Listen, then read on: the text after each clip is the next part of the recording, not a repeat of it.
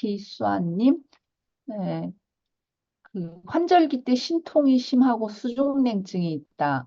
네, 사실 이런 게 양방병원에 가면 별로 어느 과로 가야 할지도 애매하고 네, 치료하기도 애매한 그런 증상들인데 네, 이런 게 만약 증상이 심하다면 여기 지금 어떤 치료를 받고 어떤 주의사항을 가지느냐. 그런데 이것도 사람마다 원인은 다 틀리거든요. 네, 이 수족냉증이 있고 또 그 몸에 통증이 있다 하더라도 어느 부위에 어떤 양상의 통증인지 다 다르기 때문에 이건 한방 치료가 상당히 효과가 있는 분야이긴 합니다. 그러니까 그 뭐 가까운 한의원 이런 데 가서 일단 한번 진찰을 받아 보시고 침뜸 치료 이런 게 아주 효과적입니다. 그리고 이제 그거 외에도 뭐 음식이나 뭐 다른 어떤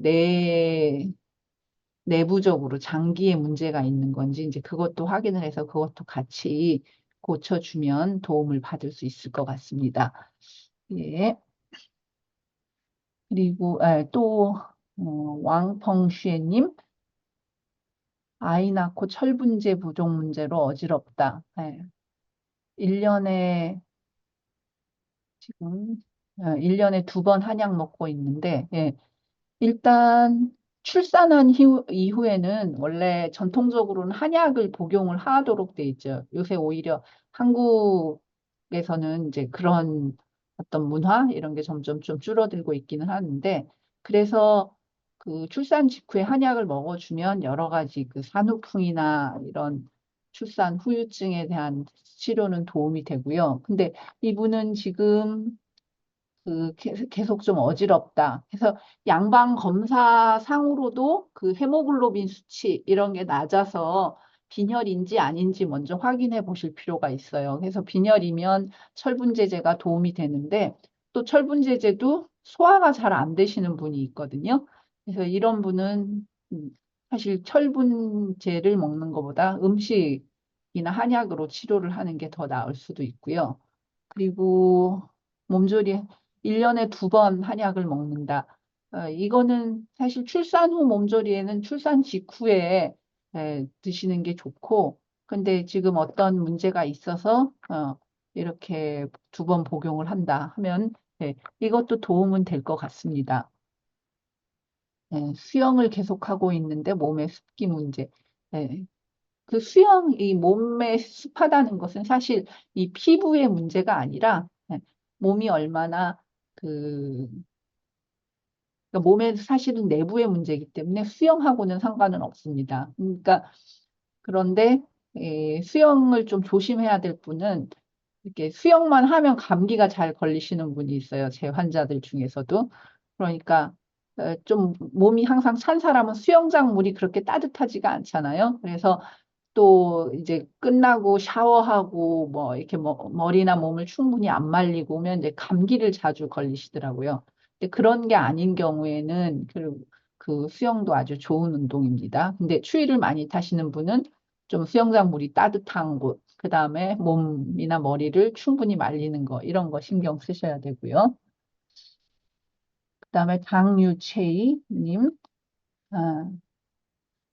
아, 한약, 2명의 아이가 지금, 그, 한약을 먹고 있는데, 더 먹여야 하는지, 성조숙의 원인이 되지 않는지, 그래서 너무 많이 먹인다고 성조숙의 원인이 되지는 않습니다. 왜냐하면 요즘 이제 성조숙증이 많아서 한의원에서 이제 그것 때문에 치료를 받으러 오는 아이들도 많이 있거든요. 그래서 한약을 많이 먹는다고 성조숙증이 되지는 않는데, 한약을 지금 1달 반에서 또 15일 하면 거의 2달 가까이 먹는데 효과가 뚜렷하지 않다. 이랬을 때는 한약뿐만이 아니라 이게 생활에서 그 음식을 가리는 문제라든지 조절하는 문제 이런 거를 좀 더 신경을 쓰고 상담을 해보셔야 할 것 같습니다. 그냥 한의원에서 그 편안하게 이 얼만큼 약을 먹어야 효과가 있는지 또 한약 먹는 거 외에 그 음식이나 이런 거 줄 때 뭘 주의해야 하는지 이거를 편안하게 그 처방해 주신 한의사 선생님한테 질문을 하는 게 맞습니다. 그리고 어, 어, 그렇게 해서 왜 이런 성장에 문제가 있는지, 또 밥도 잘 안 먹는지, 면역력도 약한지, 이게 이제 음식 조절의 문제도 있고요. 또 요즘 아이들이 이렇게 잠자는 거, 그러니까 너무 늦게 자지 않도록 하는 거라든지 이런 생활 관리 전반에 문제가 있습니다. 그러니까 게임하면서 굉장히 늦게 에, 컴퓨터를 본다든지, 뭐 휴대폰을 본다든지 이렇게 해서 늦게 자는 것도 문제가 있고요. 그래서 그거는 상담을 또 해보시면 좋겠습니다. 어, 우황청심환이 뇌졸중을 예방을 할 수 있는지, 예, 이거가 뇌졸중을 예방하는 거는 아닌 것 같습니다. 그래서 이렇게 뇌졸중이 아니라 이렇게 여러 가지 이유로 사람들이 이렇게 실신을 하거나 이렇게 기운이 탁뭐 막혔다고 하죠. 이제 그랬을 때 도움이 되는 약이기도 하고 한국에서는 오히려 이 우황청심환이 막 수험생들이 진정시키는데 이렇게 쓴다 이러는데 실제로 이제 우황청심원의 그 약은 그 뇌졸중을 예방하는 약이 아니라 이런 뇌졸중이나 꼭 뇌 문제가 아니라도 사람이 이렇게 중기증이라고 그래서 그러니까 의식을 잃는 그런 상황에서 치료하는 약입니다. 네. 그래서 예방하는 효과가 있다고 보긴 어렵고 예방하는 효과는 오히려 그 피가 많이 탁해져 있다면 이제 그거를 치료하는 약, 예방하는 약은 좀 다른 게 더 적합하다고 생각이 됩니다. 그래서 제가 어, 사실 마이크 키고 서로 얘기를 하면 좋은데 일단은 답변을 드렸으니까 부족한 면이 있으면 다시 또 채팅창에 다시 질문해 주셔도 됩니다. 그리고 또 생각나시는 질문이 있으면 두 번째 수업 시간 중에 언제라도 질문해 주세요. 자, 지금 화면 잘 보이시죠? 화면 공유 잘 된 거죠? 네. 예. 네. 지금 아, 네. 또 지금 아까처럼 그게 두 개 보입니다, 또 슬라이드. 두 개로 돼 있나요? 네.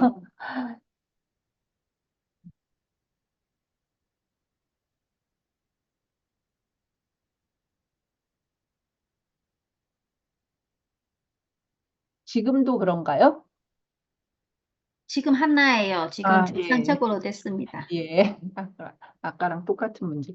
예, 지금 계속 하겠습니다. 그래서 침은 뭐 많이 맞아보셨겠지만 안 맞아보신 분들을 위해서 설명을 하면 침 치료를 할 부위를 알코올솜으로 소독을 하고 그리고 침을 사용하는데 한국은 지금 뭐 100%다 일회용 침을 사용을 합니다. 그래서 그 위생에서는 크게 걱정하실 필요는 없고요. 침은 보통 그러니까 직경이 0.2에서 0.3mm 정도 되는 침을 사용을 하고요. 길이는 한 30mm, 40mm, 50mm 좀 다양한 종류가 있죠. 또 침을 꽂으면 이제 한의원마다 좀 다르긴 한데 한 15분에서 20분, 좀 길게는 뭐 30분 정도 침을 꽂아 놓고 있다가 이걸 유침이라고 하죠. 그러고 이제 뺍니다. 그런데 이 피가 안 나기도 하지만 또 이게 말초 혈관을 건드리면 침 놓은 자리에 피가 나고 멍이 생길 수도 있습니다. 그래서 이제 얼굴 같은 거는 한의사들도 더 이제 얇은 침으로 하려고 조심을 하긴 하는데 그런 수 있다는 거를 알고 계셔야 됩니다.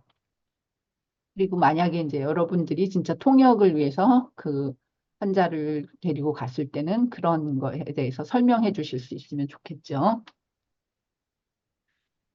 예, 그리고 이제 그냥 침을 놓는 게 아니라 침을 놓은 후에 전침이라는 것도 많이 사용을 합니다. 전기를 연결해요, 보통. 두 개의 그 침에다가 이렇게 연결을 했는데, 그러면서 자극 강도를 조절을 합니다. 뭐 간호사나 이런 사람들이 이걸 올리면서 이 정도 자극이 적당한지 이렇게 보통 물어요. 예, 그럴 때 충분히 여러분이 이건 나한테 너무 세다. 이거는 뭐 약하다, 아직 느낌이 안 온다, 이런 걸 정확하게 의사 표시를 해주시는 게 좋습니다. 그다음에 이거는 그렇게 뭐 많이 쓰지는 않는데 레이저 침을 쓰는 곳도 종종 있습니다. 특히 이제 어린아이들은 침을 무서워서 잘 안 맞으려고 하기 때문에 이런 아까 그 아쿠 포인트 경혈이라고 하는 그 경혈 자리에 레이저를 쏘는 거죠.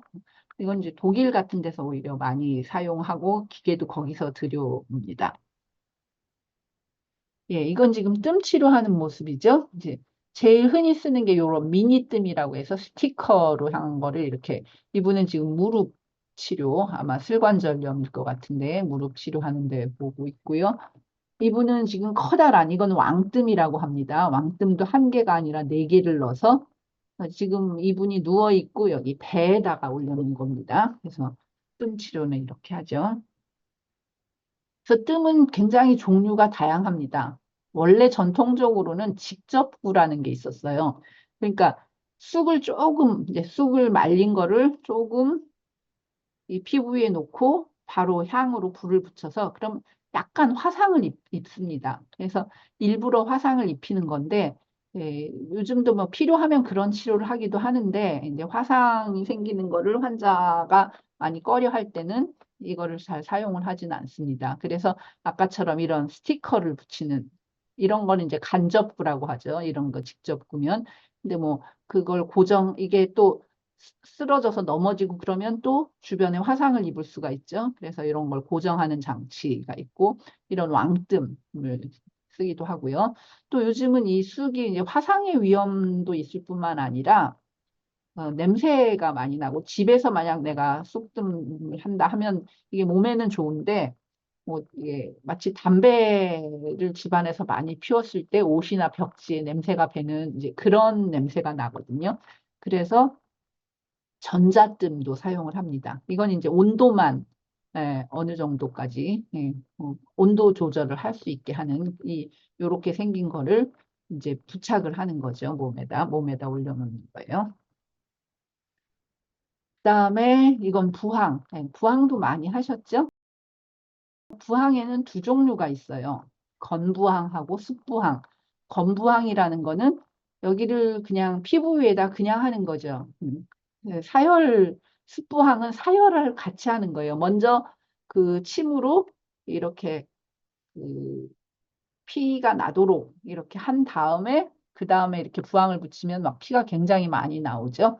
네, 건부항은 이거는 이제 반드시 의료기관에서만 해야 되는 거고 건부항은 뭐 집에서도 하거나 뭐 목욕탕에서도 많이 하시고 그러던데 그냥 압력만 이용해서 이 피부를 이렇게 압력을 강하는 겁니다. 그럼 이제 말초 혈액순환이 좋아지거든요. 그래서 뭐 여기가 이렇게 시커멓게 되면은 그 몸이 많이 안 좋은 거다 이렇게 표현하기도 하는데 뭐 이거를 꼭 그렇게 그 직결시켜서 얘기하기는 어려운 것 같습니다. 그런데 어쨌든 압력을 주면서 이 정체돼 있던 혈액의 흐름을 돌려주는 거죠. 이거는 좀 그 정체돼 있던 혈액을 바깥으로 뽑아주는 거고요. 그래서 부항은 지금 100% 일회용을 쓰진 않지만 일회용을 쓰는 곳도 많고 그다음에 그 일회용이 아닌 경우에는 다 한 번 쓰고 이제 소독을 하도록 돼 있습니다. 그다음에 일회용 부항 이런 거는 지금 한국 기술이 아주 좋아서 한국 그 일회용 부항은 지금 국제 표준으로 돼 있습니다. 이 유명한 그 올림픽에 출전했던 그 마이클 펠프스라는 수영 선수인데 이 선수도 막 부항 자국이 막 보이죠. 그래서 이제 이 올림픽 중계 같은 거 하면은 다 전 세계인들이 보잖아요. 그래서 이 사람이 부항을 많이 알렸다. 네, 이런 얘기도 합니다. 그다음에 이제 약침이 있어요. 약침은